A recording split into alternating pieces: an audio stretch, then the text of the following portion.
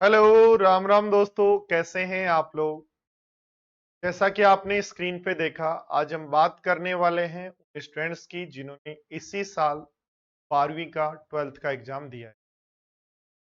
और वो स्टूडेंट जो इसी साल एसएससी में नौकरी लगना चाहते हैं, उन लोगों के लिए लास्ट जो मौका बचा है वो ये है। अगले 2 दिन बाद, यानी आज 5 तारीख है, 7 तारीख को आप लोगों का जो ये एसएससी सीएचएसएल का फॉर्म है, इसकी लास्ट डेट आ चुकी है। तो सभी स्टूडेंट जिन्होंने अब तक एसएससी सीएचएसएल का फॉर्म नहीं भरा है, ये एसएससी में जॉब लगने का सबसे सुनहरा मौका है आप लोगों का। ये 12th किया, 18 ईयर कंप्लीट किए भी, और इसी साल आप लोगों का कंफर्म सिलेक्शन। एग्जाम कब होगा? तो दोस्तों इसका टीयर 1 होने वाला है जून और जुलाई 2024 में। फिर 2 या 3 मंथ बाद, जुलाई के बाद अगस्त, सितंबर लास्ट या अक्टूबर में आप लोगों का मेंस होगा। तो सफिशिएंट टाइम भी होगा कि आप आराम से जो क्लियर कर सकते हैं। एसएससी सीएचएसएल का जो सिलेबस है दोस्तों, वो 10th तक का मैथ्स, इंग्लिश, रीजनिंग और जीके है, जो आप लोग ऑलरेडी पढ़ के आए हो। प्रैक्टिस करने की जरूरत है। इस फॉर्म को बात करें तो इसमें 3712 वैकेंसी है टोटल। और ये ssc.government.in एसएससी की नई वेबसाइट है, उसी से आपको भरना है। 1 टाइम रजिस्ट्रेशन होगा, उसको आपको फिल करना है। उसके बाद ये फॉर्म भरा जाएगा। तो नजदीकी जो साइबर कैफे या आपका जो भी फॉर्म जहां से आप भरते हैं, वहां जाके आज या कल में इस फॉर्म को फिल करें। यहाँ 3 तरीके की पोस्ट होती हैं, एलडीसी, डीईओ और डीईओ टाइप 2। यदि हम बात करें दोस्तों डीईओ की, तो यहाँ डीईओ की सैलरी जो है 37,000 से 43,000 तक होती है। और ये डिपेंड करती है आप किस सिटी में कहाँ जॉब आपकी लगती है, उसी हिसाब से। ठीक है। और यदि आप ज्वाइन करते हैं एलडीसी या जेएसए, जूनियर सेक्रेटरीट असिस्टेंट पे, तो आपकी मिनिमम सैलरी 26 से 31 के बीच में होने वाली है। ये भी डिपेंड करती है आप किस सिटी जॉब लगे हो। यानी 12वीं करते ही आपके हाथ में कम से कम 25,000 रुपए की जॉब हाथ में आ सकती है। बस थोड़ा सा आप लोगों को अपना जो शेड्यूल है उसको अपडेट करना पड़ेगा, फॉर्म भरना पड़ेगा और प्रैक्टिस में मेरे साथ लगना पड़ेगा। दोस्तों कब ये फॉर्म आपकी बात करें तो एज जो है 1 अगस्त 2024 को आप लोगों की एज, यदि 1 अगस्त 2024 तक आपकी एज यदि 18 हो रही है, तो आप इस फॉर्म को भरने के लिए एलिजिबल हैं। और एससी, एसटी और ओबीसी जो कैंडिडेट है, यदि और एज हो रहे हैं, तो उनको रिलैक्सेशन मिलने वाला है। बात करें दोस्तों प्रोसेस ऑफ सर्टिफिकेशन है, फॉर्मेट ऑफ सर्टिफिकेशन की। यदि हम दोस्तों बात करें ओबीसी, एससी, एसटी और इनके जो सर्टिफिकेट हैं, सबसे इंपॉर्टेंट होता है ओबीसी सर्टिफिकेट। ओबीसी सर्टिफिकेट आपका लास्ट डेट जो एग्जाम की है उससे पहले का होना चाहिए। ठीक है। जो भी स्टूडेंट है, आज संडे है, कल आप लोग जो है इस ओबीसी सर्टिफिकेट को नहीं बनवाए, मान लीजिएगा। ठीक है। ये दोस्तों आपकी पोस्ट कहाँ कहाँ आप लोगों की लगने वाली है, क्या आप लोगों की क्वालिफिकेशन रहने वाली है। डीयू की क्वालिफिकेशन 12th पास होना चाहिए साइंस मैथ्स के साथ। और एलडीसी की जो है उस ओनली 12th पास होना चाहिए। ssc.nic.in से आप लोगों को फॉर्म भरना है। ठीक है।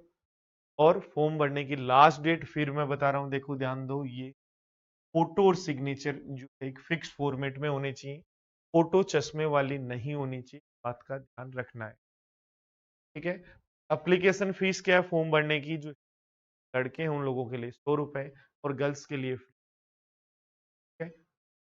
और यदि बात करें एग्जाम का पैटर्न क्या होता है, तो प्री में आपके 25 क्वेश्चन आते हैं 50-50 मार्क्स के, जिसमें यदि हम बात करें लास्ट ईयर की जो कट ऑफ थी 150 मार्क्स थी प्री की जनरल के लिए। ऐसे दोस्तों मैं टीईओ के लिए 169 थी, और टीईओ में जो दूसरा टाइप होता है उसकी भी 169 थी। लास्ट ईयर पोस्ट कम थी, साल ज्यादा है। यदि हम बात करें टीयर 1 आपने पास किया, टीयर 1 ओनली पास करना, उसके मार्क्स मेंस ऐड नहीं होते हैं। तो आप मेंस का एग्जाम जो आपका होने वाला है उस एक सेक्शन होगा मैथ और रीजनिंग का, एक सेक्शन होगा इंग्लिश और जीके का, और एक सेक्शन होगा कंप्यूटर का। कंप्यूटर का सेक्शन ओनली पास करना होता है। इन दोनों सेक्शन जो 360 नंबर के हैं, इसी से आपका कट ऑफ बनता है। 360 में से फाइनल सिलेक्शन का कट ऑफ बनता है।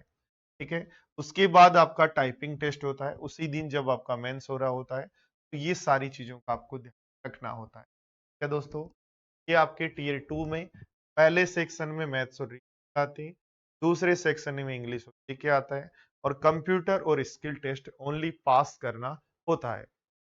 ठीक है, अब ध्यान दें, देखो ये आपके सिलेबस है। टीयर 1 का सिलेबस क्या है, मैथ्स का, रीजनिंग का, इंग्लिश का, ये सिलेबस है जी का। ठीक है, उसके अलावा दोस्तों यदि हम बात करें टीयर 2 का, तो ये टीयर 2 का सिलेबस है आपका मैथ्स का, रीजनिंग का, इंग्लिश का, सेम सिलेबस होता है, सिलेबस में कोई चेंज। ये कंप्यूटर का सिलेबस है कि कंप्यूटर में क्या क्या आप लोगों को तैयार करना है, पोस्ट क्या क्या होती है, किस किस डिपार्टमेंट में होती है। तो देखो डिपार्टमेंट सीखे हैं, अलग अलग डिपार्टमेंट में आपकी एलडीसी की पोस्ट होती है, अलग अलग डिपार्टमेंट में आपकी एलडीसी की पोस्ट होती है, अलग अलग डिपार्टमेंट में आपकी डीईओ की पोस्ट कौन कौन से डिपार्टमेंट में, कलेक्टेड जनरल जो कलेक्टेड होता है अपना उसमें। ठीक है, इन सब के लिए यदि आप तैयारी करना चाहते हैं तो मैथ्स स्पेशल बैच मेरा 29 अप्रैल को स्टार्ट हो चुका है ऑनलाइन मदर्स लाइव पर।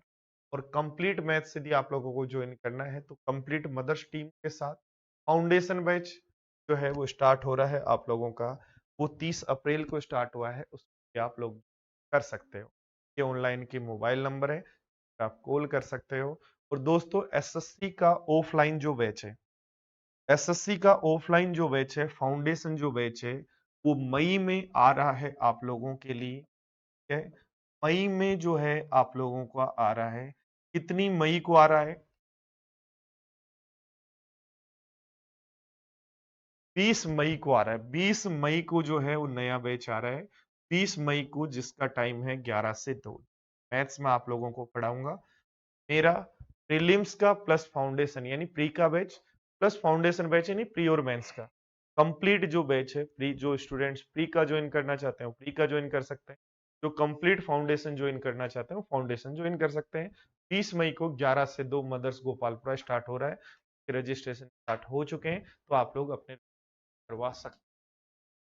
इस बैच में दोस्तों फाउंडेशन में क्या होता है और प्री में क्या होता है, बच्चे थोड़ा सा प्री में सबसे पहले क्या होता है कि जो आपका सिलेबस है उसको कंप्लीट करवाते हैं। पहला काम होता है आप लोगों के बेसिक कॉन्सेप्ट्स, आपकी ट्रिकली आपको समझाना, टाइप वाइज आप लोगों को समझाया जाता है, पढ़ाया जाता है। उसके बाद जैसे आपके बेसिक्स ठीक हो जाते हैं, उसके बाद हम स्टार्ट करते हैं एडवांस। उसमें एडवांस लेवल मतलब बेसिक्स चीज कंप्लीट होने के बाद आपको अब भट्टी में तैयार किया जाता है बार बार, अलग अलग टाइप की एक्सरसाइज के साथ, कभी इजी और हार्ड क्वेश्चन के बीच में, कभी कैलकुलेटिव क्वेश्चंस के बीच में।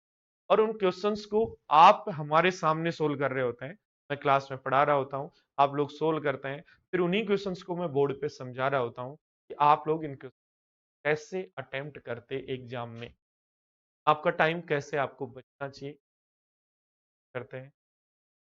फाउंडेशन बैच में जीके स्टूडेंट कहते हैं कि थोड़ा सा कम होता है।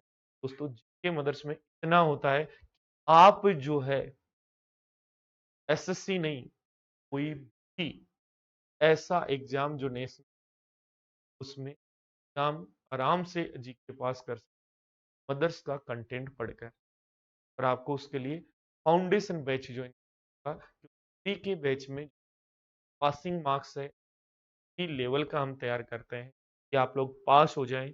और मेंस में आप लोगों को तैयार किया जाता है, वो तैयार किया जाता है बेसिक्स के साथ, थ्योरी के साथ और प्रैक्टिकल अप्रोच के साथ।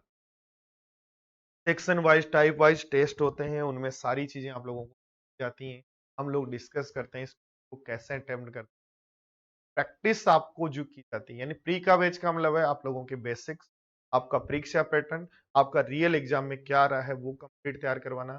फाउंडेशन का मतलब है बेसिक्स के साथ प्रैक्टिस करवाना, मेंस की प्रैक्टिस करवाना, क्योंकि सबसे इंपॉर्टेंट बात है दोस्तों, आप मेंस का पेपर पूरा अटेम्प्ट ही नहीं होता बच्चों को आते हुए।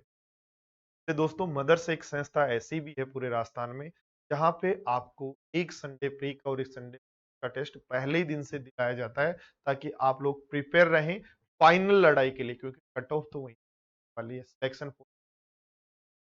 Thank you.